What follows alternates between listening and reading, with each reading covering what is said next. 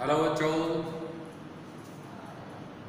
इससे पहले कि मैं अपना लेक्चर शुरू करूं, अगर आपने मेरा चैनल सब्सक्राइब नहीं किया है तो सब्सक्राइब करिए, कमेंट नहीं किया है तो कमेंट करिए और आपको किस चीज़ पर वीडियो चाहिए ये भी मुझे बताइए। ठीक है, तो शुरू करते हैं। आई defects.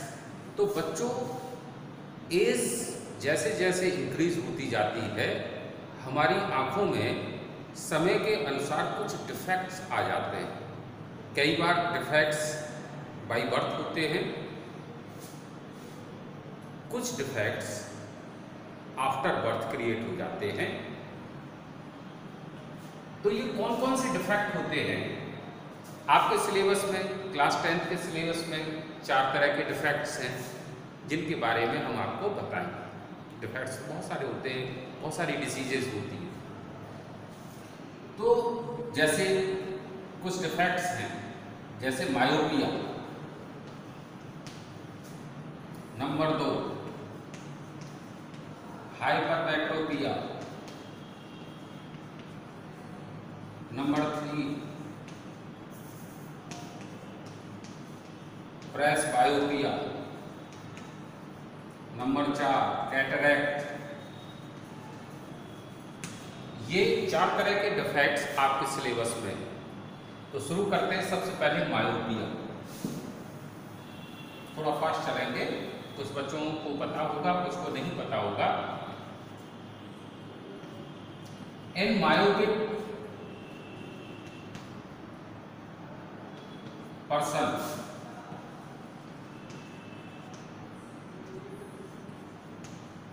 the person can see distant object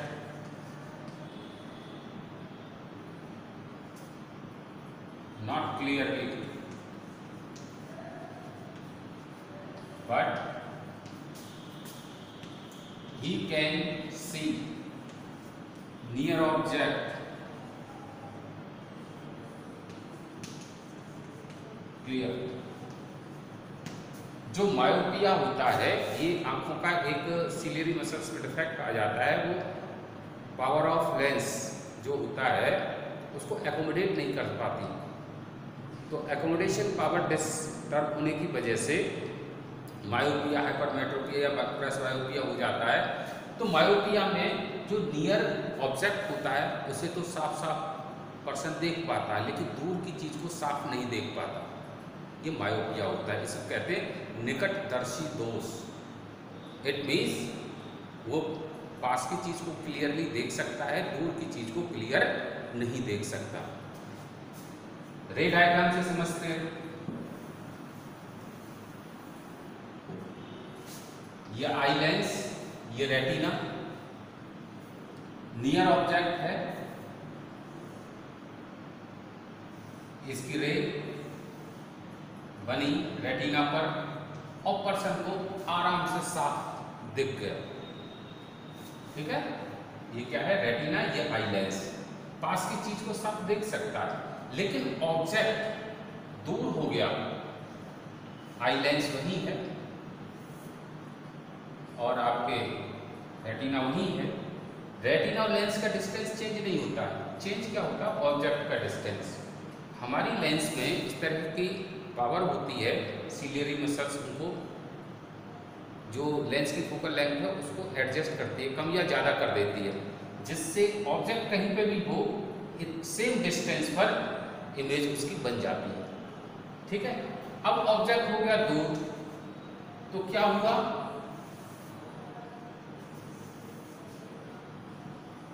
condition ये हुई कि रेटिना से पहले इमेज बन गई। इमेज बन रही है यहाँ। ठीक है, जब ऑब्जेक्ट दूर होता है तो इमेज रेटिना से पहले बन जाती है। रेटिना पर नहीं बनी तो वो दिखाई नहीं देगा। करेक्शन कैसे होगा? अगर ये रे डाइवर्ज हो जाए, देखो जब रे कट पॉइंट ऐसे आ रहा है, अगर डाइवर्ज हो जाए तो कट पॉइंट आगे पहुंच जाएगा। जैसे यहाँ कट पॉइंट है और रे डाइवर्ज हो रही है तो कट पॉइंट कहाँ पहुंच जाएगा, आगे। तो हमें ऐसा लेंस इस्तेमाल करें जो डाइवर्जिंग हो, और डाइवर्जिंग लेंस होता है कॉन्केव लेंस। अब ये लेंस क्या करेगा, अब यहां मत लगाइए। अब क्या होगा कि अगर हम कॉन्वेक्स लेंस यूज करते हैं स्पेक्स में, ऑब्जेक्ट यहां है, ये गया ऑब्जेक्ट, ये रे कुछ डाइवर्ज हुई और फिर कन्वर्ज हुई, ये यहां से गई ऑप्टिकल सेंटर से सीधी गई और फिर ये यहां से रिफ्लेक्ट। अब क्या हुआ, इससे फायदा क्या हुआ, डाइवर्ज होने से कि जो रे डाइवर्ज हुई तो उसका जो इमेज है थोड़ा पीछे की तरफ खिसक जाएगा और रेटिना पर इमेज बन जाएगी। तो मायोपिया को करेक्ट करने के लिए कौन सा लेंस इस्तेमाल होता है, concave. Concave clear, video remind करके देख लेना अगर कोई चीज समझ में नहीं आई है, अगर आपको दोबारा समझना है। मायोपिया में पास का साफ दिखता है, दूर का नहीं दिखता, क्योंकि इमेज रेटिना से पहले बन जाती है और इसको बैक साइड खिसकाना है तो कॉनकेव लेंस इस्तेमाल करना पड़ेगा। कॉनकेव लेंस इस्तेमाल करने से क्या होता है कि ये इमेज जो यहाँ बन रही है वो डिस्प्लेस होकर के रेटिना पर आ जाती है। कितने पावर का यूज होगा ये इस बात पर डिपेंड करता है कि कितनी दूर तक का साफ नहीं दिख रहा, ठीक है। दूसरा डिफेक्ट होता है बच्चों हाइपरमेट्रोपिया। दूसरा डिफेक्ट है हाइपरमेट्रोपिया। हाइपरमेट्रोपिया में क्या है कि जो डिस्टेंट ऑब्जेक्ट है ये उसको क्लियर देख सकता है,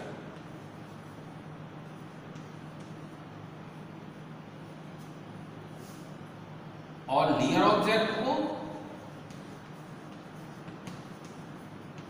ये क्लियर नहीं देख सकता। पास की चीज को दिखाई नहीं देती लेकिन दूर की चीज इसको दिखाई देती है। नोटेड। हाँ तो बच्चों हाइपरमेट्रोपिया में जो डिस्टेंट ऑब्जेक्ट होता है ये इसको साफ दिखता है, पास का object can't see clear, can't see clear, पास का साफ नहीं दिखता, इसको दूर का साफ दिखता है हाइपरमेट्रोपिया में। अब देखो इमेज से कैसे हम शो कर सकते हैं। आई लेंस रेटिना, पास का ऑब्जेक्ट है,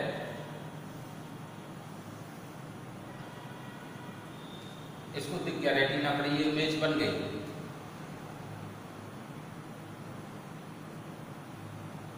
उल्टा हो गया, रेटिना आई लेंस, दूर का ऑब्जेक्ट साफ दिखता है। हाइपरमेट्रोपिया में, हाइपरमेट्रोपिया में डिस्टेंट ऑब्जेक्ट है, दूर का ऑब्जेक्ट साफ दिखता है, ठीक है। डिस्टेंट ऑब्जेक्ट है ये इसको बिल्कुल साफ दिखता है, लेकिन पास का ऑब्जेक्ट इसको साफ नहीं दिखता। तो दूर का ऑब्जेक्ट है, you can see clearly। अब यही ऑब्जेक्ट अगर पास आ जाए, यहां आ गया, जैसे कुछ देखा होगा कुछ लोग पास की चीज साफ नहीं देख पाते हैं। अब क्या होगा, इमेज कहां बन जाएगी, पास आते ही रेटिना के बैक साइड में इमेज बनेगी, रेटिना के बैक साइड में इमेज बन जाती है। अब इसे करेक्ट करने के लिए क्या चाहिए, ऐसा हमें लेंस चाहिए जो रे के कट पॉइंट को यहां से खींच करके यहां ले आए, तो वो होता है कन्वर्जिंग लेंस यानी कॉन्वेक्स लेंस। अगर हम कॉन्वेक्स लेंस को इस्तेमाल करें तो क्या होगा, देखो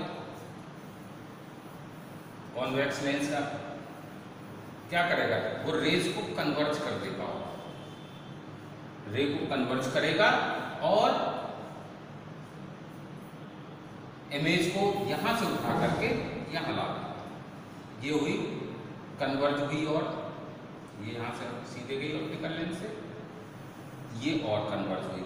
पहले तो इस लेंस ने कन्वर्ज कर दिया कुछ रेज को, और फिर इस लेंस ने कन्वर्ज कर दिया, दूसरी रे को निकालिए। तो कन्वर्ज करने से फायदा क्या होगा कि जो इमेज बैक साइड बन रही थी वो अब रेटिना पर बनेगी। ठीक है, तो हाइपरमेट्रोपिया को करेक्ट करने के लिए कॉन्वेक्स लेंस यूज करते हैं। हाइपरमेट्रोपिया में रेटिना की बैक साइड इमेज बन जाती है और मायोपिया में पहले बन जाती है। वहां चाहिए डाइवर्जिंग और यहां चाहिए कन्वर्जिंग। क्लियर? तीसरा डिफेक्ट क्या होता है? तीसरा डिफेक्ट होता है प्रेसबायोपिया। प्रेसबायोपिया में क्या होता है कि जो पेशेंट है वो तो उसको ना तो पास की चीज साफ दिखती है ना दूर की साफ दिखती है। ऐसे पेशेंट को बाइफोकल लेंस वाले स्पेक्स की जरूरत पड़ती है, यानी उसके लेंस में, उसके स्पेक्स में कॉन्वेक्स और कॉनकेव लेंस दोनों ही इस्तेमाल करने पड़ते हैं, या होते हैं उसके स्पेक्स में। इस तरह होता है।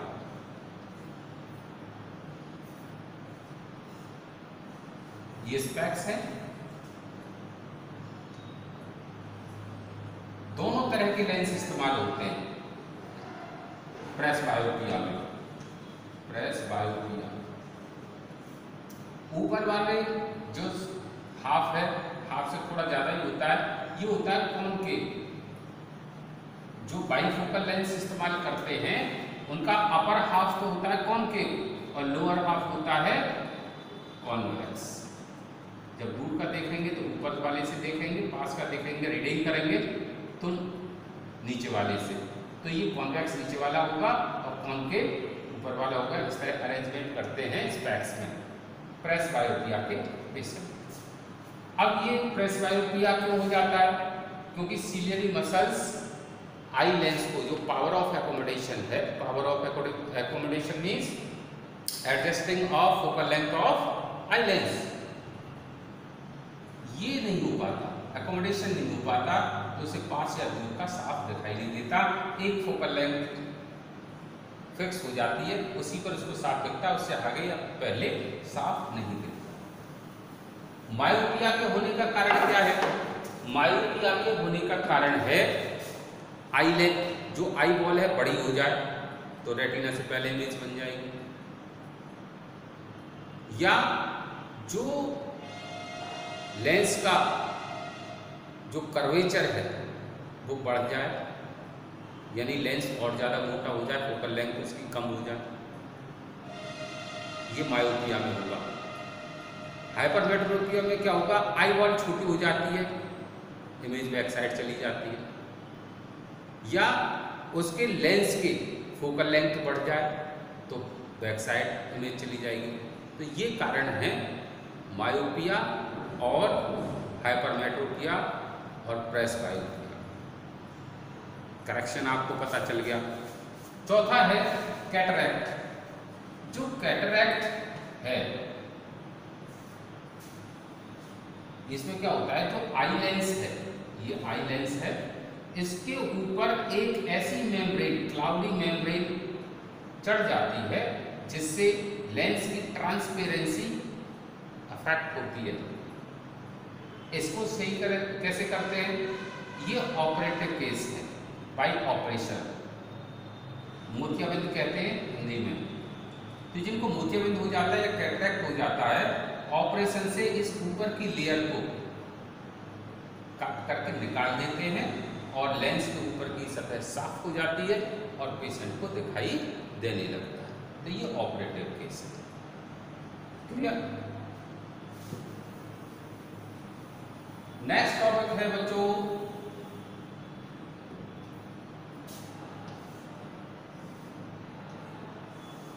dispersion of light, dispersion of light, dispersion of light क्या है? रे किसी प्रिज्म से जब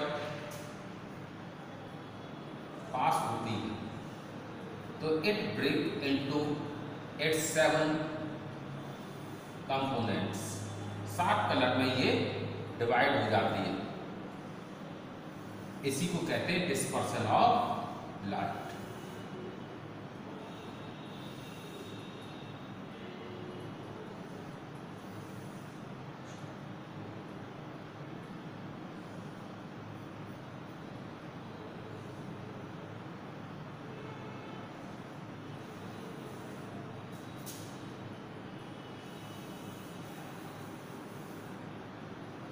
व्हाइट लाइट है, जब प्रिज्म से पास होती है तो ये 7 कलर की लाइट में ब्रेक हो जाती है। ठीक है। स्पेक्ट्रम फॉर्मेशन, तो इसमें जो पास या दूर जो रिफ्रैक्ट होती हैं, डेविएट होती हैं रेज, कौन सी होती हैं? जिन रेज की वेवलेंथ सबसे कम होती है, स्पीड सबसे कम होती है, उनका डेविएशन एंगल सबसे ज्यादा होता है, वो सबसे पहले डेविएट होती है। तो वो कलर है वॉयलेट। इसके बाद इंडिगो, ये इससे कम डेविएट होती है, इंडिगो। फिर ब्लू,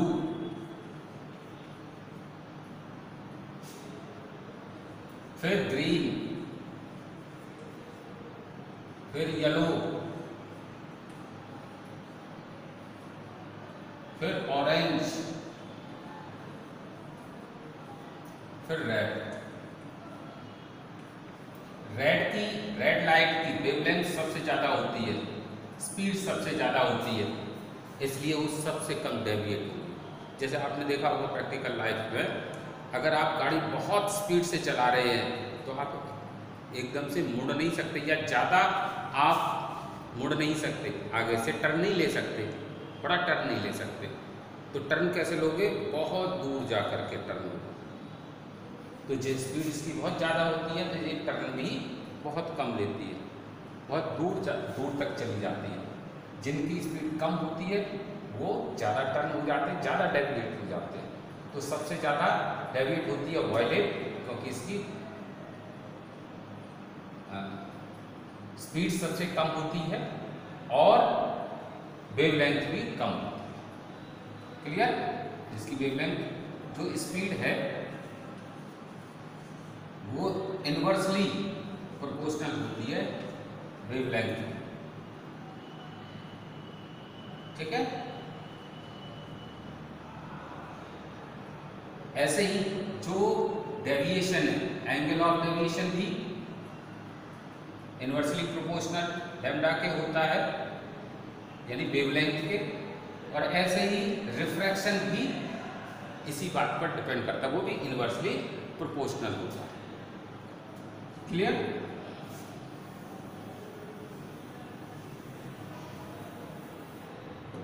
दूसरी चीज, this is prism, white light,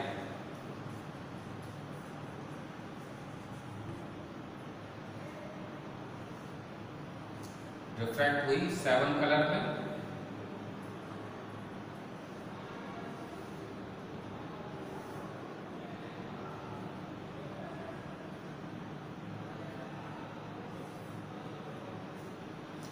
अगर एक प्रिज्म से व्हाइट लाइट पास हो रही है, उसके साथ में आगे उल्टा दूसरा प्रिज्म रख दिया जाए तो ये 7 कलर आपस में रिमिक्स होकर के दोबारा से व्हाइट लाइट फॉर्म करते हैं। व्हाइट लाइट ब्रेक होती है 7 कलर्स में, और 7 कलर्स मिक्स होकर के बना देते हैं व्हाइट लाइट। दोपहर के वक्त ऐसा ही होता। ठीक है। नून में सन हमको व्हाइट दिखाई देता है, सबसे ज़्यादा वाइटेस्ट लाइट होती है वो दोपहर के समय होती है। उसका कारण यही होता है कि रिफ्रैक्शन में जब लाइट एंटर करती है हमारे एटमॉस्फेयर में तो वो 7 कलर्स में ब्रेक होती है, लेकिन वो 7 कलर्स परपेंडिकुलर होने के कारण रिमिक्स होकर के वाइट लाइट फॉर्म करते हैं और दोपहर के वक्त सूरज भी सफेद दिखाई देता है। क्लियर? तीसरी चीज, प्रिज्म, व्हाइट लाइट एंटर हुई, इमर्जेंट हुई।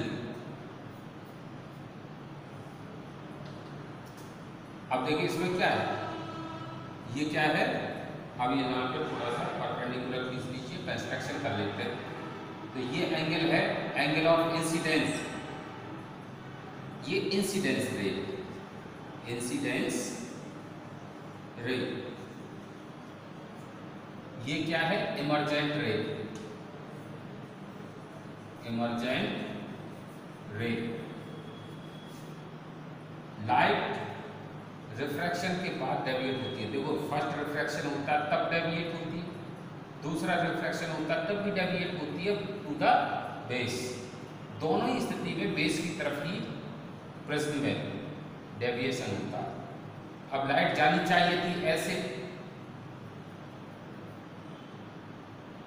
जा रही है ऐसे, कंस्ट्रक्ट करो जरा। तो जो एंगल है, जितने एंगल पर ये डेविएट हो जाती है, झुक जाती है, डेविएशन में झुक जाती है, वो कौन सा होता है, एंगल ऑफ डेविएशन। ये angle of emergent, angle of incidence, angle of refraction, तो ये सारी चीज इसमें आती है। ये प्रिज्म का एंगल, ये angle of prism, angle of incidence, angle of refraction, ये भी एंगल ऑफ रिफ्रैक्शन होगा R, और ये होगा angle of emergent, angle of emergent. और ये एंगल होगा, जितने एंगल पर डेविएट हो रही है रे, एंगल ऑफ डेविएशन। ठीक है बच्चों? अब देखो और आगे बढ़िए।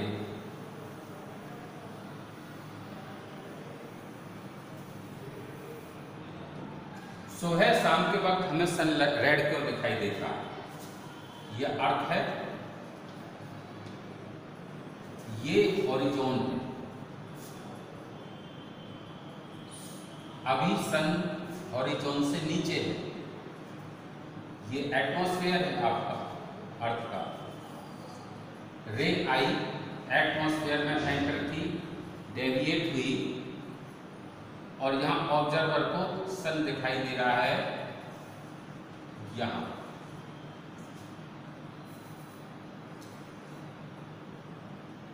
ठीक है, ऑब्जर्वर को कहां दिखाई देगा, सन यहां। रियल पोजीशन ये है, और दिखाई दे रहा है यहां, एपियर हो रहा है यहां। ठीक है, तो क्यों दिखाई देता है? कारण एटमॉस्फेरिक रिफ्रैक्शन। रे जब एटमॉस्फेयर में एंटर करती है वो भी रिफ्रैक्ट होती है। रिफ्रैक्शन मींस बेंडिंग ऑफ रे लाइट, लाइट रे बेंड हो जाती है, और रिफ्रैक्शन के कारण हमको सन दिखाई देता है, जबकि वो हॉरिजॉन से नीचे होता है, वो निकला ही नहीं होता है सूरज उस समय, फिर भी दिखाई देता है। टाइम पीरियड क्या है सन का? 2 मिनट। यानी हॉरिजॉन पर जब सन आएगा इस लाइन पर, उससे 2 मिनट पहले से, 2 मिनट पहले से सन दिखाई देने लगता है, और उस समय रेड दिखाई देता है। रेड क्यों दिखाई देता है? जब रे रिफ्रैक्ट हो रही हैं तो सबसे दूर तक रेड रे जाती है, बाकी लाइटें यहाँ से रिफ्रैक्ट होकर के पहले ही इनिशियली डेविएट हो चुकी होती है 6 रेज, और जो 7th रे जो ऊपर है रेड रे है, वही ऑब्जर्वर की आंख तक पहुंच पाती है, इसलिए सुबह हमें सन रेड दिखता है। सेम फिनोमेना शाम के वक्त होता है कि शाम को भी डूबते समय सन रेड दिखता है, क्योंकि रेड लाइट ही हम ऑब्जर्वर की आंख तक आ पाती है, बाकी की 6 रेज पहले ही डेविएट हो चुकी होती हैं, वो ऑब्जर्वर की आंखों पर नहीं पड़ती।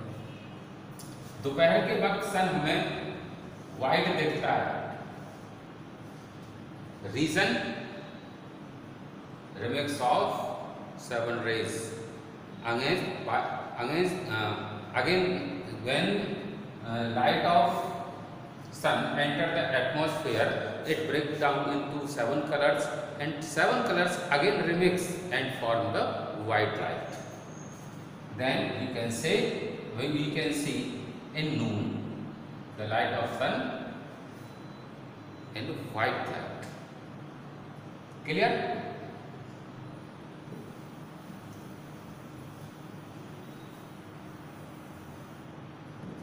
नेक्स्ट क्वेश्चन ऐसे बनता है कि जो स्टार्स हैं वो ट्विंकल क्यों होते हैं, ट्विंकलिंग ऑफ स्टार क्या होता है और ये क्यों ट्विंकलिंग होती है, वाई डू स्टार ट्विंकल, ऐसे कह सकते हैं, क्या कर सकते हैं, वाई डू स्टार ट्विंकल।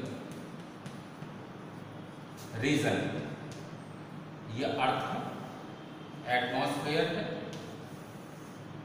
सन जो लाइट आई स्टार से एटमॉस्फेयर में एंटर की, रिफ्रैक्ट हुई और ऑब्जर्वर की आंख में आ रही है। रिफ्रैक्शन का मतलब बेंडिंग ऑफ रे लाइट होती है। ऑब्जर्वर को ये कहाँ दिखेगा, एक्चुअल पोजीशन ये है, एपियरेंट पोजीशन ये है यहाँ, दिखेगा यहाँ, थोड़ा सा हटके दिखता है, यहाँ देखिए, ठीक है।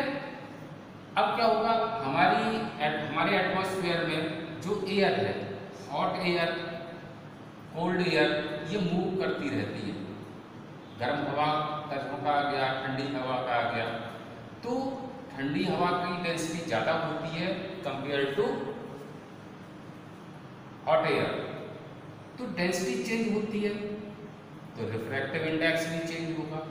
रिफ्रैक्टिव इंडेक्स चेंज होगा तो ray of light, bending of रे ये भी होगा।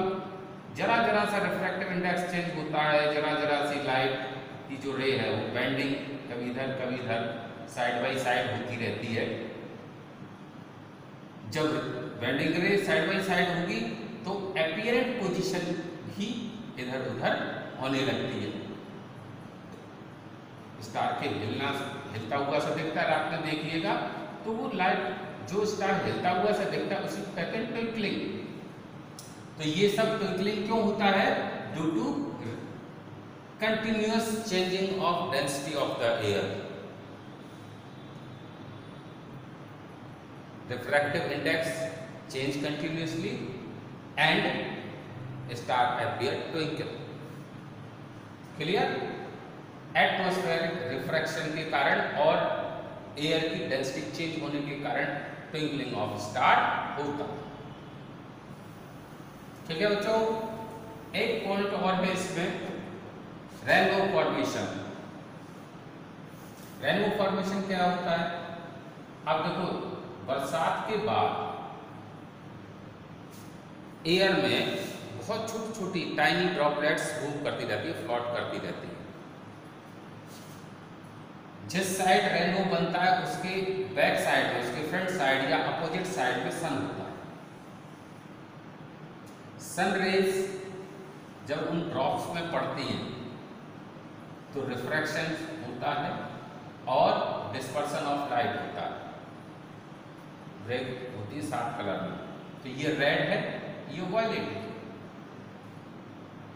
ज्यादातर हिस्सा आर पार निकल जाता है लाइट का, लेकिन कुछ हिस्सा रिफ्लेक्ट होता है, कुछ हिस्सा रिफ्लेक्ट होता है और रिफ्लेक्ट होने के बाद यहां आकर के फिर रिफ्रैक्ट होता है और ऑब्जर्वर की आंख पर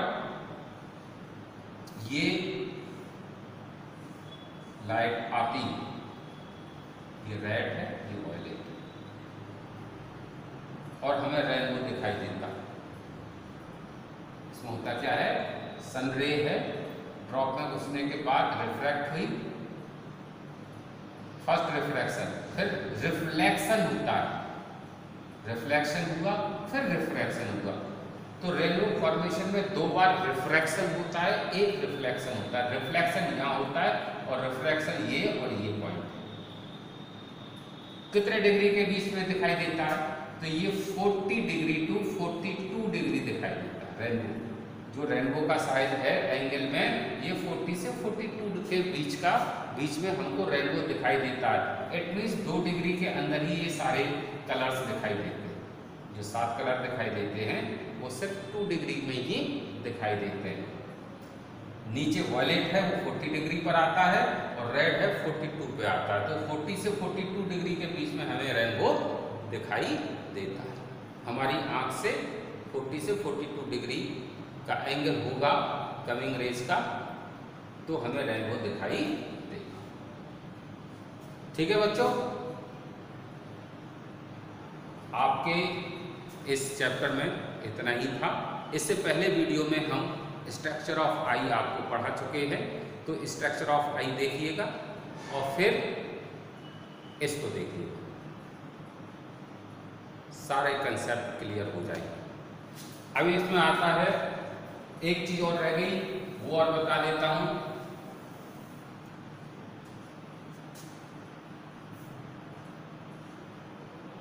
जैसे पावर ऑफ लेंस क्या है? 1/4 फोकल लेंथ एन मीटर। ये लाइट में भी है और यहाँ पे भी आई पावर निकालने के लिए आपको इस फॉर्मूले की जरूरत पड़ेगी। ठीक है, अगर कोई और क्वेश्चन हो, आपको न्यूमेरिकल नहीं आ रहे या और कोई चीज है उनको न्यूमेरिकल कैसे सॉल्व करते हैं, वैल्यू ऐसे ही क्यों रखी गई, वैसे क्यों नहीं रखी गई, अगर ये सारी चीज जाननी है तो आप नेक्स्ट वीडियो देखिएगा और इस वीडियो में कमेंट करिएगा। Thank you.